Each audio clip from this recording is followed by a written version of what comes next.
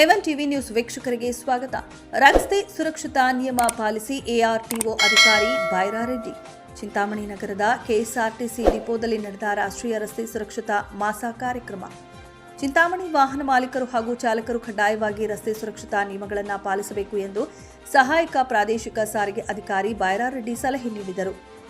ಇಂದು ಚಿಂತಾಮಣಿ ನಗರದ KSRTC ಡಿಪೋದಲ್ಲಿ ಕರ್ನಾಟಕ ರಾಜ್ಯ ರಸ್ತೆ ಸಾರಿಗೆ ನಿಗಮ ಚಿಕ್ಕಬಳ್ಳಾಪುರ ವಿಭಾಗದ ವತಿಯಿಂದ ನಡೆದ ರಾಷ್ಟ್ರೀಯ ರಸ್ತೆ ಸುರಕ್ಷತಾ ಮಾಸ ಹಾಗೂ ಇಂಧನ ಉಳಿತಾಯ ಮಾಸಿಕ ಕಾರ್ಯಕ್ರಮದಲ್ಲಿ ಭಾಗವಹಿಸಿ ಮಾತನಾಡಿದ ಅವರು, ಸರ್ಕಾರದ ಆದೇಶದಂತೆ ಪ್ರತಿ ವರ್ಷವೂ ರಾಷ್ಟ್ರೀಯ ರಸ್ತೆ ಸುರಕ್ಷತಾ ಸಪ್ತಾಹ ಆಚರಿಸಲಾಗುತ್ತೆ. 1 ತಿಂಗಳ ಕಾಲ ಕಾರ್ಯಕ್ರಮದ ಅಂಗವಾಗಿ ವಿವಿಧ ಕಾರ್ಯಕ್ರಮಗಳನ್ನು ಹಮ್ಮಿಕೊಂಡು ರಸ್ತೆ ನಿಯಮಗಳ ಕುರಿತು ಚಾಲಕರಿಗೆ ಮತ್ತು ವಾಹನ ಮಾಲೀಕರಿಗೆ ಜಾಗೃತಿ ಮೂಡಿಸಲಾಗುವುದು ಎಂದು ತಿಳಿಸಿದರು. ಅನೇಕ ಅಪಘಾತಗಳು ಮಾನವ ತಪ್ಪುಗಳಿಂದಲೇ ಆಗುತ್ತವೆ. ಅಮಾಯಕರು ಜೀವ ಕಳೆದುಕೊಂಡು ಅವಲಂಬಿಸಿರುವವರನ್ನ ಬೀದಿ ಪಾಲು ಮಾಡುತ್ತಾರೆ. ಚಾಲಕರು ವಾಹನದಲ್ಲಿ ಕೂಡಲೇ ತಮ್ಮ ಕುಟುಂಬ ಮತ್ತು ಅವಲಂಬಿತವರನ್ನ ನೆನಪಿಸಿಕೊಳ್ಳಬೇಕು. ಎಲ್ಲಕ್ಕಿಂತ ಜೀವ ಮುಖ್ಯ ಎಂಬುದನ್ನು ಅರ್ಥ ಮಾಡಿಕೊಳ್ಳಬೇಕು. ಕುಡಿದು ವಾಹನ ಚಾಲನೆ ಮಾಡಬಾರದು. ಮೊಬೈಲ್ನಲ್ಲಿ ಮಾತನಾಡುತ್ತಾ ಚಾಲನೆ ಮಾಡುವುದನ್ನು ಕಡ್ಡಾಯವಾಗಿ ನಿಲ್ಲಿಸಬೇಕು ಎಂದು ಸೂಚಿಸಿದರು. ಚಾಲಕರು ರಸ್ತೆ ನಿಯಮಗಳನ್ನು ಹಾಗೂ ಸಂಚಾರ ಚಿಹ್ನೆಗಳನ್ನು ಚೆನ್ನಾಗಿ ಅರಿತುಕೊಳ್ಳಬೇಕು. ಸ್ವಲ್ಪವೂ ಬೇಜವಾಬ್ದಾರಿ ಅಥವಾ ನಿರ್ಲಕ್ಷ್ಯತೆ ತೋರಿದರೆ ನಿಯಮ ಪಾಲನೆ ಮಾಡಬೇಕು. ದ್ವಿಚಕ್ರ ವಾಹನ ಸವಾರರು ಹೆಲ್ಮೆಟ್ ಧರಿಸಬೇಕು. ಸಂಚಾರ ನಿಯಮಗಳನ್ನು ಪಾಲನೆ ಮಾಡಿದರೆ ಸಾಕಷ್ಟು ಅಪಘಾತಗಳನ್ನು ತಡೆಗಟ್ಟಬಹುದು ಎಂದರು. ಸಾರಿಗೆ ಇಲಾಖೆ ಅಧಿಕಾರಿ ಬಸವರಾಜ್ ಅವರು ಮಾತನಾಡಿ, ಚಾಲಕರು ಜಾಗರೂಕರಾಗಿದ್ದು ಅಪಘಾತಗಳನ್ನು ತಪ್ಪಿಸಬೇಕು. ಕರ್ತವ್ಯದ ವೇಳೆ ಮದ್ಯಪಾನ ಮಾಡದೆ ತಮ್ಮ ಮತ್ತು ಪ್ರಯಾಣಿಕರ ಜೀವ ರಕ್ಷಣೆಗೆ ಆದ್ಯತೆ ನೀಡಬೇಕು ಎಂದು ಹೇಳಿದರು. ಕರ್ತವ್ಯ ಅವಧಿಯಲ್ಲಿ ಸಮಾಧಾನ, ಜಾಗರೂಕರಾಗಿ ಇದ್ದಾಗ ಅಪಘಾತದ ಸಂಖ್ಯೆ ಕುಗ್ಗಲಿದೆ. ಶಿಸ್ತಿನಿಂದ ಜನಸ್ನೇಹಿಯಾಗಿ ಸೇವೆ ಸಲ್ಲಿಸಿ ಸಂಸ್ಥೆಯ ಆದಾಯ ಹೆಚ್ಚಿಸಲು ನೆರವಾಗಬೇಕು ಎಂದರು. ಈ ಸಂದರ್ಭದಲ್ಲಿ ಗ್ರಾಮಾಂತರ ಠಾಣೆಯ ಸಬ್ ಇನ್ಸ್ಪೆಕ್ಟರ್ ನಾರಾಯಣಸ್ವಾಮಿ, KSRTC ವ್ಯವಸ್ಥಾಪಕರಾದ Savita, ARTO inspector Dasegowda, DME Mallikarjuna Kallageri, Chennannagowda, Wajid, ಸಹಾಯಕ ಸಂಚಾರ ನಿರೀಕ್ಷಕರು JC ಶ್ರೀರಾಮರೆಡ್ಡಿ, ವಕೀಲರು ಸೇರಿದಂತೆ ಮತ್ತಿತರರು ಭಾಗವಹಿಸಿದ್ದರು. 1 ನಿಮಿಷ ಅಥವಾ 2 ನಿಮಿಷ ನಮ್ಮ ಚಾಲಕರು ಬಸ್ಸನ್ನ ನಿಲ್ಲಿಸಿ ಕೆಳಗಡೆ ಇಳಿದು ಮುಖ ತೊಳ್ಕೊಂಡು ಮತ್ತೆ ಮೇಲ್ತಂದ್ರೆ ಖಂಡಿತ ಅವರು ಏನು ಸ್ವಲ್ಪ ನಿದ್ದೆ ಒಂದು ಮಂಪ್ರ ಏನು ಬರುತ್ತೋ ಅದು ಖಂಡಿತ ಅದನ್ನ ಅವಾಯ್ಡ್ ಮಾಡ್ಬೋದು. ಮತ್ತೆ ನಿಮ್ಗೆಲ್ಲ ಗೊತ್ತಿರೋದು, ಇತ್ತೀಚೆಗೆ ಕುಡಿದು ಚಾಲನೆ ಮಾಡುವಂತ ಹವ್ಯಾಸಗಳನ್ನ ಕಡಿಮೆ ಮಾಡೋ ನಿಟ್ಟಿನಲ್ಲಿ ಸಾರಿಗೆ ನಮ್ಮ ಪೊಲೀಸ್ ಇಲಾಖೆ ತುಂಬಾ ಕಟ್ಟುನಿಟ್ಟಿನ ಕ್ರಮಗಳನ್ನು ತಗೊಳ್ತಾರೆ. ಯಾರಾದ್ರೂ ಕುಡಿದು ಚಾಲನೆ ಮಾಡಿದ್ರೆ ಆ ವೆಹಿಕಲ್ ಸೀಸ್ ಮಾಡ್ತಾರೆ, ಮತ್ತೆ ಅವ್ರನ್ನ ಜೈಲು ಕಳಿಸೋದಕ್ಕೆ ಒಂದು ಅವಕಾಶ ಇದೆ. ಬಟ್ ಅಂತ ಸಿಬ್ಬಂದಿಗಳು ಯಾರೂ ಸಹ ನಮ್ಮ ಸಿಕ್ಕಾಕೊಳ್ಬಾರ್ದು ಅಂತ ಹೇಳ್ಬಿಟ್ಟು ನಮ್ಮಲ್ಲಿ ಇಲ್ಲ, ತುಂಬಾನೇ ಕಡಿಮೆ, ಮಿನಿಮಮ್ ಆಗೋಗಿದೆ. ಆದ್ರೂ ಸಹ ನಮ್ಮ ಬ್ರೆಥಲೈಸರ್ ನಮ್ಮ ಡಿಪೋಗಳಲ್ಲಿ ಇಟ್ಕೊಂಡು ಅಂತ ಲಾಂಗ್ ರೂಟ್ಸ್ ಏನಾಗ್ತಾವ ಚಾಲಕರು ಅಂತವೆಲ್ಲವೂ ಸಹ ನಮ್ಮ ಗೇಟ್ ಮೇಲೆ ಸಹ ಚೆಕ್ ಮಾಡಿ ಹೊರಗಡೆ ಕಳಿಸುವಂತ ವ್ಯವಸ್ಥೆ ನಮ್ಮಲ್ಲಿ ಇದೆ. ಇವೆಲ್ಲ ಇದ್ರೂ ಸಹ ರಸ್ತೆಯಲ್ಲಿ ಇನ್ನೂ ಹೆಚ್ಚಿನ ಕಾಳಜಿನ ನಾವೆಲ್ಲ ತಗೊಳ್ಬೇಕು. ಯಾಕೆಂತಂದ್ರೆ ನಾವು ಬೇರೆ ಎಲ್ಲ ಕಂಪೇರ್ ಮಾಡಕ್ ಹೋಗ್ಬಾರ್ದು. ಪ್ರೈವೇಟ್ ಆಟೋ, ಲಾರಿ ಅವನ್ನೆಲ್ಲ ಕಂಪೇರ್ ಮಾಡಕ್ ಹೋಗ್ಬಾರ್ದು.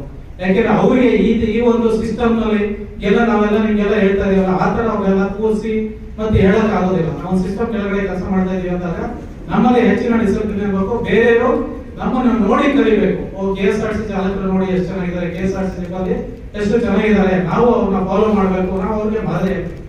ಖಂಡಿತ ಈಗೆಲ್ಲ ಅಧಿಕಾರಿಗಳು ಮತ್ತೆ ಎಲ್ಲರೂ ಹೇಳ್ತಾ ಇರ್ಬೇಕು, ನಮ್ಮ ಅತಿಥಿಗಳು ಸಂಸ್ಥೆ ಒಂದು ಏಷ್ಯಾದಲ್ಲಿ ಒಂದು ಅತ್ಯುನ್ನತ ಸಂಸ್ಥೆ ಅಂತ ಒಂದು ಹೆಸರು ಪಡೆದಿದೆ.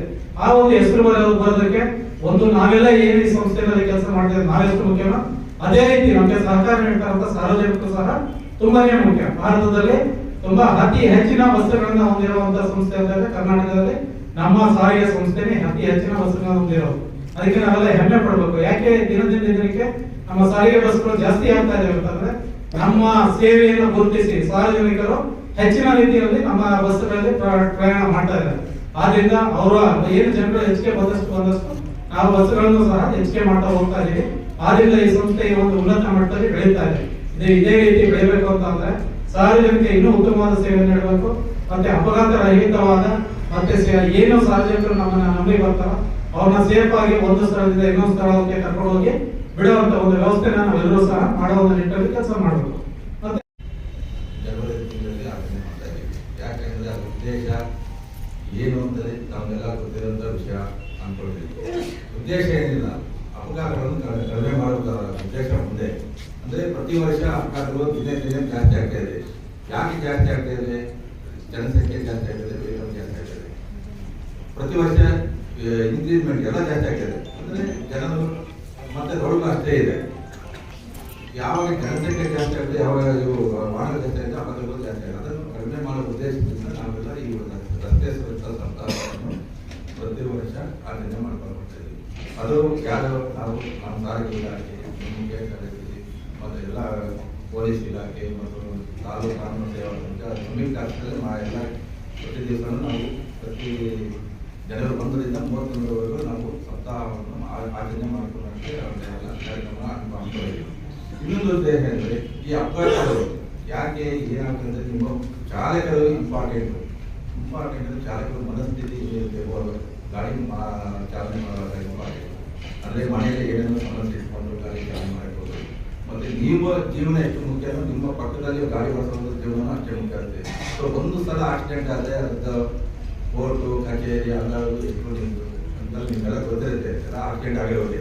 ಸೊ ಅವೆಲ್ಲ ಸ್ವಲ್ಪ ಆದಷ್ಟು ನೀವು ಅಪಘಾತವನ್ನು ಕಡಿಮೆ ಮಾಡೋದಕ್ಕೆ ಸ್ವಲ್ಪ ಸಹಕಾರ ಕೊಡಿ. ಸ್ವಲ್ಪ ಇದು ಇನ್ನೊಂದು ಏನಂದರೆ ಇಂಧನ ಉಳಿತಾಯ ಇರ್ತದೆ. ಇಂಧನ ಉಳಿತಾಯ ನೀವು ಗಾಡಿ ಸಿಗ್ನಲ್ ಇದ್ದಾಗ ಗಾಡಿ ಆಫ್ ಮಾಡ್ಕೊಳ್ಳಿ, ಆನ್ ಮಾಡ್ಕೊಳ್ತೀವಿ. ಆವಾಗ ಎಷ್ಟು ಇಂಧನ ಉಳಿತಾಯ ಇರ್ತದೆ. ಚಾಲನೆ ಇಟ್ಕೊಳ್ಕೋಬೇಡಿ. 5 ನಿಮಿಷ ಇಂಜನ್ ಅಲ್ಲಿ ಸಿಗ್ನಲ್ ಇರ್ತಂತೆ, 5 ನಿಮಿಷ ಗಾಡಿ ಸ್ಟಾರ್ಟ್ ಮಾಡ್ಕೊಂಡ್ರೆ ಅದು ಎಷ್ಟು ಡೀಸೆಲ್ ಎಷ್ಟಾಗುತ್ತೆ. ಅದೆಲ್ಲ ಸ್ವಲ್ಪ ನೀವು ಚಾಲಕರು ಸ್ವಲ್ಪ ಗಮನ ಇಟ್ಕೊಂಡು ಇಂಧನ ಉಳಿತಾಯ ಮಾಡಿ. ಅದೇ ರೀತಿ ಚಿಕ್ಕಬಳ್ಳಾಪುರದಲ್ಲಿ ಅತಿ ಹೆಚ್ಚು ಅಪಘಾತ ಆಗ್ತದೆ ಚಿಂತಾಮಣಿಯಲ್ಲಿ ಅತಿ ಹೆಚ್ಚು ಆಗ್ತಾ ಇದೆ. ಅಂದರೆ ಅದರಲ್ಲಿ ಗ್ರಾಮೀಣ ಭಾಗದಲ್ಲಿ ಅತಿ ಹೆಚ್ಚು ಆಗ್ತಾ ಇದೆ. 70% ಆಕ್ಸಿಡೆಂಟ್ ಆಗ್ತಾ ಇರೋದು ಗ್ರಾಮೀಣ ಭಾಗದಲ್ಲಿ. ಸೊ ಚಿಕ್ಕಬಳ್ಳಾಪುರದಲ್ಲಿ ಅತಿ ಹೆಚ್ಚು ಅಪಘಾತಗಳು. ಅದು ಸ್ವಲ್ಪ ನೋಡ್ಕೊಳ್ಳಿ ಯಾಕೆ ಆಗ್ತಾ ಇದೆ. ಚಿಂತಾಮಣಿಯಲ್ಲಿ ದಿನದಲ್ಲಿ ಸ್ವಲ್ಪ ಜನಸಂಖ್ಯೆ ಜಾಸ್ತಿ ಆಗ್ತದೆ ಚಿಂತಾಮಣಿಯಲ್ಲಿ. ಅದರಲ್ಲಿ 70% ಜನ ಸಾಯ್ತಾರೆ ಎಲ್ಲ ಯುವಕರು, 2 ವೀಲರ್ ಪಾದಚಾರಿಗಳು. ಸೊ ಅದರಲ್ಲಿ ಸ್ವಲ್ಪ ನೀವೆಲ್ಲ ಗಮನ ಇಟ್ಕೊಳ್ಳಿ. ಯಾಕಂದರೆ ನೀವು ಮೇಲ್ಗಡೆ ಇರ್ತೀರ, ಪಕ್ಕದಲ್ಲಿ 2 ವೀಲರ್ ಯಾವುದೋ ಒಂದು ಬರ್ತಾ ಇರುತ್ತೆ, ನಿಮಗೆ ಲೆಫ್ಟ್ ಮಿರರ್ ನೋಡಬೇಕು. ಲೆಫ್ಟ್ ನಿಮ್ಗೆ ಕಾಣಿಸ್ತಿರೋದಿಲ್ಲ, ಒಂದ್ಸಲ ಲೆಫ್ಟ್ ಮಿರರ್ ಅಂತ ಹಿಂದ್ಗಡೆ ಚಕ್ರ. ಸೊ ಅಂಥ ಟೈಮಲ್ಲಿ ಸ್ವಲ್ಪ ನೀವು ಲೆಫ್ಟ್ ರೈಟ್ ಸ್ವಲ್ಪ ನೋಡ್ಕೊಂಡು ಮುಂದೆ ಡಿಸ್ಟೆನ್ಸ್ ಮೇಂಟೈನ್ ಮಾಡಿ. ಮತ್ತು ಇನ್ನೊಂದು ನಿಮ್ಮ ಇದು KSRTC ಸ್ವಲ್ಪ ಪ್ರೈವೇಟ್ ಹೋದರೆ ಸ್ವಲ್ಪ ಟೈಮಿಂಗ್ಸ್ ಸ್ವಲ್ಪ ಪ್ರಾಬ್ಲಮ್ ಇರುತ್ತೆ. ಆವಾಗ ನೀವು ಕಾಂಪಿಟೇಷನ್ ಅಂದರೆ ನಾನು ಮುಂದೆ ಹೋಗಬೇಕು, ನಾನು ಮುಂದೆ ಹೋಗ್ಬೇಕು ಅಂಥ ಟೈಮಲ್ಲೂ ಆಕ್ಸಿಡೆಂಟ್ ಆಗೋ ಚಾನ್ಸಸ್ ಇರುತ್ತೆ. ಸ್ವಲ್ಪ ನೀವು ಟೈಮಿಂಗ್ಸು ಯಾವ ಎಲ್ಲಿ ನಿಮಗೆ ಪ್ರೈವೇಟ್ ಯಾವುದು ಇವ್ರಿಗೆ ನಿಮಗೆ ಟೈಮಿಂಗ್ಸ್ ಇರುತ್ತೆ, ಅಂತ ಸ್ವಲ್ಪ ಟೈಮಿಂಗ್ಸ್ ಮೇಂಟೈನ್ ಮಾಡಿ. ನಿಮ್ಮ ಟೈಮಿಂಗ್ಸ್ ನೀವು ಹೋಗಿ ಅವ್ರ ಟೈಮಿಂಗ್ಸ್ ಅವ್ರು ಹೋಗ್ತಾರೆ. ಅಂದರೆ ನೀವು ಔಟೇಜ್ ಮಾಡಕ್ಕೆ ಹೋಗಬೇಡಿ. ಆವಾಗ ಯಾವ ಅಂಥ ಸಂದರ್ಭ ಏನಾಗುತ್ತೆ ಆಕ್ಸಿಡೆಂಟ್ ಆಗುತ್ತೆ. ಅವಾಗ ಯಾಕೆ ಪಬ್ಲಿಕ್ಸ್ ಎಲ್ಲ ಇರ್ತಾರೆ, ಅವ್ರ ಜೀವನ ನೋಡ್ಕೋಬೇಕು. ಬರೀ ಟೈಮಿಂಗ್ಸ್ ಮೇಂಟೈನ್ ಮಾಡೋದು, ಅವು ಸ್ವಲ್ಪ ಓವರ್ಟೇಕ್ ಮಾಡೋದೆಲ್ಲ ಸ್ವಲ್ಪ ಅವಾಯ್ಡ್ ಮಾಡಿ ಚಿಕ್ಕಬಳ್ಳಾಪುರದಲ್ಲಿ. ಸೊ ಇನ್ನೊಂದು ಹೈವೇದಲ್ಲಿ ಮಾನವಪಲ್ಲಿ ರೋಡ್ ಮಾಡೋದಾಗ ನಿಮ್ಗೆ ಯಾರು ಇಟ್ಕೊಳ್ಳಲ್ಲ. ಬಟ್ ಆವಾಗ ಡಿಸಿಪ್ಲೈನ್ ರೋಡ್ ಇದು ಮಾಡಿ, ಮೇಂಟೆನೆನ್ಸ್ ಮಾಡಿ. ರೋಡ್ ಡಿಸಿಪ್ಲೈನ್ ಎಲ್ಲಿ ಹೋಗಬೇಕು, ರೈಟ್ ಸೈಡ್ ಲೆಫ್ಟ್ ಸೈಡ್ ಎಲ್ಲಿ ನಿಮ್ಮದು ಲೈನ್ ಇರುತ್ತೋ ಆ ಥರದಲ್ಲೇ ಹೋಗಿ. ಆದಷ್ಟು ನೀವು ಅಪಘಾತ ಕಡಿಮೆ ಮಾಡೋದಕ್ಕೆ ಚಾಲಕರು ಇಂಪಾರ್ಟೆಂಟ್. ಅದು ಸ್ವಲ್ಪ ನೋಡ್ಕೊಂಡು ಮಾಡಿ. ಸೊ ಇಷ್ಟು ನನಗೆ ಮಾತಾಡೋದು ಇದು ಒಂದು ಸೆಂಟ್ರಲ್ ಗೌರ್ಮೆಂಟ್ ಪ್ರೋಗ್ರಾಮ್. ಯಾಕಂದರೆ ದಿನೇ ದಿನೇ ನಮ್ಮ ದೇಶದಲ್ಲಿ ಆಕ್ಸಿಡೆಂಟ್ಗಳು ಜಾಸ್ತಿ ಆಗ್ತಾ ಇರೋದ್ರಿಂದ ಸೆಂಟ್ರಲ್ ಗೌರ್ಮೆಂಟ್ ಇದನ್ನ ಒಂದು ತಿಂಗಳು ಆಚರಣೆ ಮಾಡಬೇಕು, ಇದರಿಂದ ಅಪಘಾತಗಳನ್ನ ತಡೆಗಟ್ಟಬೇಕು ಅಂತ ಈ ಪ್ರೋಗ್ರಾಮ್ ತಂದಿದೆ. ನಾವೇನು ಮಾಡ್ತೀವಿ, ಈ ತಿಂಗಳು ಮಾತ್ರ ಇದು ಅಟೆಂಡ್ ಮಾಡ್ತೀವಿ, ಬೇರೆ ಟೈಮಲ್ಲಿ ಅಟೆಂಡ್ ಮಾಡೋದಿಲ್ಲ ಆ ಪ್ರೋಗ್ರಾಮ್ಗಳನ್ನ. ಅದನ್ನೆಲ್ಲ ನಾವು ಮಾಡಬೇಕಾಗುತ್ತೆ. ಪ್ರತಿ ದಿವಸನೂ ನಮ್ಮ ಈ ಪ್ರೋಗ್ರಾಮ್ ನಡೀತಾ ಇದ್ದೀವಿ. ಅಪಘಾತಗಳನ್ನ ತಡೆಗಟ್ಟಬೇಕು ಅಂತ ಹೇಳ್ಬಿಟ್ಟು ನಾವು ಇದನ್ನ ಮನಸ್ಸಿನಲ್ಲಿ ಇಟ್ಕೊಳ್ಬೇಕು. ಅದೇ ರೀತಿ ಇಲ್ಲಿ ನಮ್ಮ ದೇಶದಲ್ಲಿ ಆಕ್ಸಿಡೆಂಟ್ಗಳನ್ನ ಕಡಿಮೆ ಮಾಡಬೇಕು ಅಂತ ಈ ಪ್ರೋಗ್ರಾಮ್. ಅದಕ್ಕೋಸ್ಕರ ನಾವೇನು ಮಾಡಬೇಕಂದ್ರೆ ಈ ಅಪಘಾತಗಳು ಏಕಾಗ್ತವೆ, ಅಪಘಾತಗಳಿಗೆ ಕಾರಣಗಳೇನೇನು ಅಂತ ಒಂದು ಪಟ್ಟಿ ಮಾಡ್ಕೊಳ್ಬೇಕು, ಯಾವ್ದು ಲಿಸ್ಟ್ ಮಾಡ್ಕೊಳ್ಬೇಕು. ಅಪಘಾತಗಳಿಗೆ ಕಾರಣ ಏನಂದ್ರೆ ನೀವೇ ಹೇಳುವಂತೆಲ್ಲ ಗೊತ್ತಿರುತ್ತೆ. ಒಂದು ಸಂಚಾರಿ ನಿಯಮಗಳನ್ನ ಪಾಲನೆ ಮಾಡೋದಿಲ್ಲ. ನಾವು ಒಂದು ಲೈನ್ ಡಿಸಿಪ್ಲಿನ್ ಆಗಿ ಲೈನ್ಗಳಲ್ಲಿ ಇರುತ್ತೆ, ಅಲ್ಲಿ ಓವರ್ಟೇಕ್ ಎಲ್ಲಿ ಮಾಡಬೇಕು, ಲೆಫ್ಟಲ್ಲಿ ಹೋಗ್ಬೇಕಾ ರೈಟಲ್ಲಿ ಹೋಗ್ಬೇಕಾ ಅದನ್ನ ಫಾಲೋ ಮಾಡಬೇಕು. ಆಮೇಲೆ ನೈಟ್ ಟೈಮಲ್ಲಿ ಕೆಲವೊಂದು ಡ್ರೈವರ್ಸ್ಗಳು ಹೈ ಬೀಮಲ್ಲೇ ಬರ್ತಾ ಇರ್ತಾರೆ. ಅಟ್ಲೀಸ್ಟ್ ಆಪೋಸಿಟ್ ಗಾಡಿ ಬಂದಾಗ ಲೈಟ್ನ ಡಿಮ್ ಮಾಡಬೇಕು. ಅದರಿಂದ ಸ್ವಲ್ಪ ಅಟ್ಲೀಸ್ಟ್ ಎಚ್ಚರಿಕೆ ಆಗುತ್ತೆ. ಆಮೇಲೆ ಹಂಪ್ಸ್ಗಳಿರುತ್ತಲ್ಲ, ಹಂಪ್ಸ್ಗಳಲ್ಲಿ ಕೆಲವು ಅಬ್ಸರ್ವ್ ಮಾಡೋದು, ಕೆಲವೊಂದು ಏನಾಗಿದೆ ವೈಟ್ ಲೈನ್ ಹಾಕಿರ್ತಾರೆ ಹಂಪ್ಸಲ್ಲಿ, ಕೆಲವೊಂದು ಬೈ ಡ್ಯೂರಬಿಲಿಟಿ ಅದು ಸಾವ್ದೋಗ್ಬಿಟ್ಟು ಎಲ್ಲ ಕಾಣಿಸಲ್ಲ. ಆ ಹಂಪ್ಸ್ಗಳಲ್ಲಿ ಜಂಪ್ ಮಾಡ್ತಾರೆ, ತಕ್ಷಣ ಬ್ರೇಕ್ ಹಾಕ್ತಾರೆ, ಅಥವಾ ಹಿಂದೆ ಬಂದು ಗಾಡಿ ಆಕ್ಸಿಡೆಂಟ್ ಆಗ್ತಾರೆ. ಇದನ್ನು ಅವಾಯ್ಡ್ ಮಾಡಬೇಕಾಗುತ್ತೆ. ಮತ್ತೆ ನೀವು ಡ್ರೈವಿಂಗ್ ಮಾಡಬೇಕಾದ್ರೆ ಕೆಲವು ಬಸ್ಗಳಲ್ಲಿ ನೋಡಿರ್ತೀವಿ, ಕೆಲವರು ಜನಗಳು ಡ್ರೈವರ್ ಹತ್ರ ಮಾತಾಡ್ತಾ ಇರ್ತಾರೆ, ಅದನ್ನ ಅವಾಯ್ಡ್ ಮಾಡ್ಕೊಳ್ಳಿ. ಯಾಕಂದ್ರೆ ಮಾತಾಡ್ಬೇಡಿ. ಡ್ರೈವಿಂಗ್ ಮಾಡಬೇಕಂದ್ರೆ ನೀವು ಮಾತಾಡ್ತಾರೆ, ನಿಮ್ಮ ಕಾನ್ಸಂಟ್ರೇಷನ್ ಮಾತು ಮೇಲೆ ಹೋಗಿ ಆಕ್ಸಿಡೆಂಟ್ ಆಗ್ತಾ ಇರ್ತದೆ. ಇನ್ನು ಕೆಲವರು ಡ್ರೈವರ್ಗಳು ನೋಡಿರ್ತೀವಿ, ಅಬ್ಸರ್ವ್ ಮಾಡಿರ್ತೀವಿ ಸಾಮಾನ್ಯವಾಗಿ, ಮೊಬೈಲ್ನಲ್ಲಿ ಮಾತಾಡ್ತಾ ಇರ್ತಾರೆ, ಮೊಬೈಲ್ನಲ್ಲಿ ಮಾತಾಡ್ಕೊಂಡು ಹೋಗ್ತಾ ಇರ್ತಾರೆ. ಮೊಬೈಲ್ನಲ್ಲಿ ಮಾತಾಡ್ಬೇಕಾದ್ರೆ ನಮ್ಮ ಚಾಲಕರ ದೃಷ್ಟಿ ಏನಾಗುತ್ತೆ ಮೊಬೈಲ್ನಲ್ಲಿ. ಮತ್ತೆ ಆ ಏನ್ KSRTC ಅವ್ರು ಮಾಡಿದ್ರೆ 2 ವೀಲರ್ ಕಾರ್ಗಳಲ್ಲಿ ಮಾಡ್ತಾರೆ. KSRTC ಸ್ವಲ್ಪ ಕಡಿಮೆ ನೋಡಿ ನಮ್ಮ ಕಂಪೇರ್ ಮಾಡಿದ್ರೆ. ಅದರಿಂದ ಆ ಸಿಗ್ನಲ್ಗಳನ್ನ ಅವಾಯ್ಡ್ ಮಾಡಬೇಕು. ಸಡನ್ ಅಂತ ಸ್ಟಾಪ್ ಮಾಡಿದ್ರೆ ನೀವೇ ಮಾಡಿದ್ರೆ ರೆಡ್ ಲೈಟ್ ಬರ್ತದೆ, ಹಿಂದೆ ಬರ್ತಾ ಇರೋದು ಅವ್ರು ಅವಾಯ್ಡ್ ಮಾಡೋಕ್ಕಾಗ್ತೇನೆ, ಅವರು ನಿಮಗೆ ಕುತ್ಕೊಂಡ್ಬಿಡ್ತಾರೆ, ಆಕ್ಸಿಡೆಂಟ್ ಆಗೋ ಚಾನ್ಸಸ್ ಇರ್ತದೆ. ಆದ್ರಿಂದ ಎಲ್ಲರೂ ನೈಟ್ ಟೈಮು ಆದಷ್ಟು ಡ್ರೈವಿಂಗ್ ಮಾಡಿದ್ರು ಸ್ವಲ್ಪ ನೈಟ್ ಟ್ರಿಪ್ ಇರುತ್ತೆ. ಯಾಕೆಂದರೆ ಕಸ್ಟಮರ್ ಅಥವಾ ನಮ್ಮ ಸಾರ್ವಜನಿಕರಿಗೆ ಸೇವೆ ಒದಗಿಸ್ಬೇಕಾದ್ರೆ ನೈಟ್ ಡ್ರೈವಿಂಗ್ ಇಂಪಾರ್ಟೆಂಟ್ ಇದ್ದೇ ಇರುತ್ತೆ. ಅದನ್ನು ನೈಟ್ ಡ್ರೈವಿಂಗ್ ಬಂದಾಗ ಸ್ವಲ್ಪ ನಿದ್ದೆ ಮಾಡೋದು ಅದು ಇದು ಸ್ವಲ್ಪ ಮೈಂಡ್ಗೆ ರಿಲ್ಯಾಕ್ಸ್ನ ಮಾಡ್ಕೋಬೇಕು. ಅಲ್ಲದೆ ನಿಲ್ಲಿಸ್ಕೊಳ್ಳೋದು ಏನಾದರೂ ಮಾಡಿ ರೆಸ್ಟ್ ಕೊಡಬೇಕು. ಮತ್ತು ಎಲ್ಲರೂ ಸುಮಾರು ಸ್ವಲ್ಪ ಎಲ್ಲ ನೋಡಿದಂಗೆ ಇಲ್ಲೆಲ್ಲ ಸ್ವಲ್ಪ ಜಾಸ್ತಿ ಏಜ್ ಆಗಿರುತ್ತೆ. ನೀವು ನಿಮ್ಮ ಗಾಡಿನ ಪಾಪ ಡಿಪೋ ಮ್ಯಾನೇಜರ್ಗಳು ಅವರು ಇವರೆಲ್ಲ ಕರೆಕ್ಟಾಗಿ ಸುಸ್ಥಿತಿ ಇಟ್ಕೊಳ್ತಾರೆ. ಆದರೆ ನೀವುಗಳು ನಿಮ್ಮ ಬಾಡಿಗಳನ್ನ ಮನಸ್ಥಿತಿ ಬಾಡಿಗಳನ್ನ ಅವಾಗವಾಗ ಹೆಲ್ತ್ ಚೆಕಪ್ ಮಾಡಿಸ್ಬೇಕು. ಯಾಕಂದರೆ ದೊಡ್ಡದು ಜಾಸ್ತಿ ಆದಾಗ ಆಕ್ಟಿವ್ ಮಾಡೋದು ಕಷ್ಟ ಆಗುತ್ತೆ.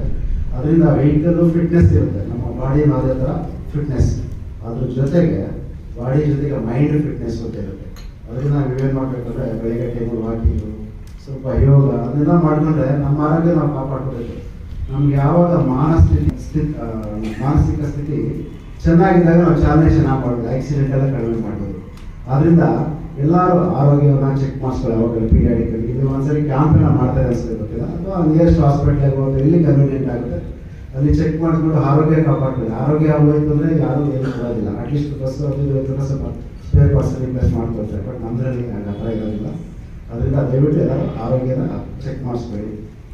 ಮತ್ತು ಇಲ್ಲಿ ಇರೋದ್ರಲ್ಲಿ ನಮ್ಮ KSRTC ಡಿಪೋ ನಾನು ಪತ್ರಿಕೆಗಳಲ್ಲಿ ಓದಿದ್ದೀನಿ. ಸುಮಾರು ನಮ್ಮ ದೇಶದಲ್ಲಿ ಟ್ರಾನ್ಸ್ಪೋರ್ಟ್ ಫೀಲ್ಡಲ್ಲಿ ಹೆಮ್ಮೆ ಅಂತ ಹೇಳಬೇಕು. ಯಾಕೆಂದರೆ ನೀವೆಲ್ಲ ನಿಮ್ಮ ಸಹಕಾರದಿಂದ ನಮ್ಮ ರಾಜ್ಯ ಸರ್ಕಾರಕ್ಕೆ ಒಳ್ಳೆಯ ಹೆಸರು ಬಂದಿದೆ.